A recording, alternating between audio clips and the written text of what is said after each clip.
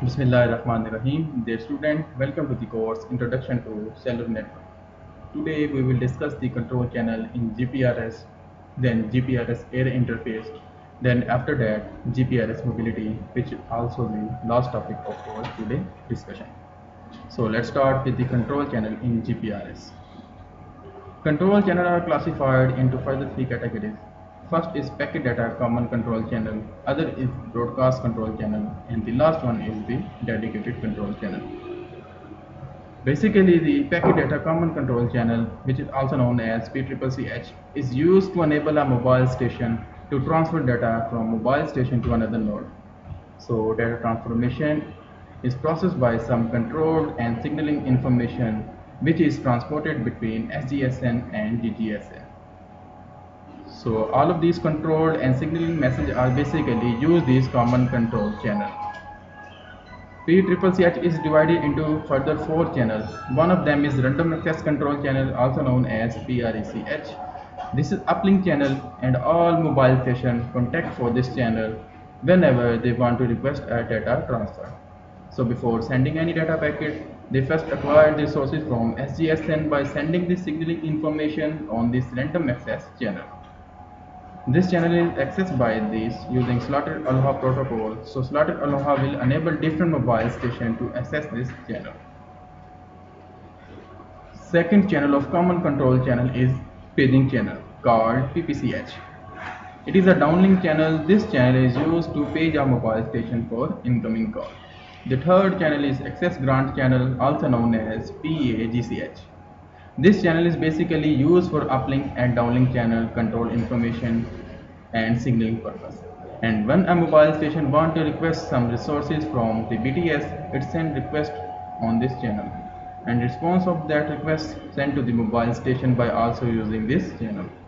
Fourth channel is the notification channel, also known as PNCH. This channel is used to point to multi-point service whenever there is a notification for the multicast sort of traffic in the system. Next is dedicated control channel,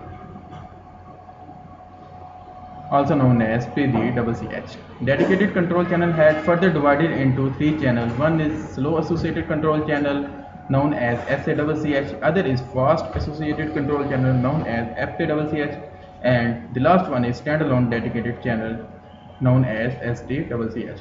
Slow associated control channel is used for radio transmission and for acknowledgement, for power control, and for the SMS transfer during the call. Second, fast associated channel is used for single traffic channel.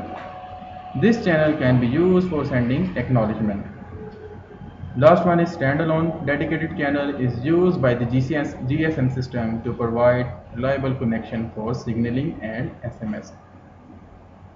Then we have broadcast channel. Broadcast channel is basically used to send some common information to all of the mobile stations in the cell, also known as PBCCH. This channel is also divided into three channels. One is frequency control channel, other is synchronization channel, and the last one is the broadcast control channel for general information. Frequency channel is used to synchronize the oscillator of the mobile device to the oscillator of the BS. Synchronization channel is used to synchronize the mobile station frequency to the base station frequency. Mean the clock of both the system are basically have to synchronized. Broadcast general information channel is used to sending some news or common messages to all of the base station.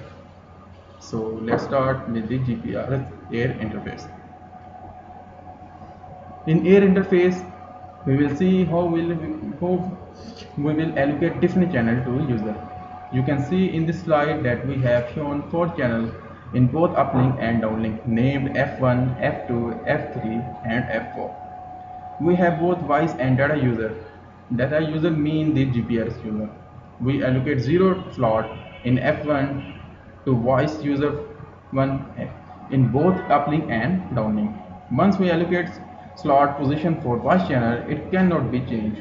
You can see that in uplink channel time slot allocated to GPRS user 1 to 1 and 2, and in downlink channel third slot is allocated to the GPRS user.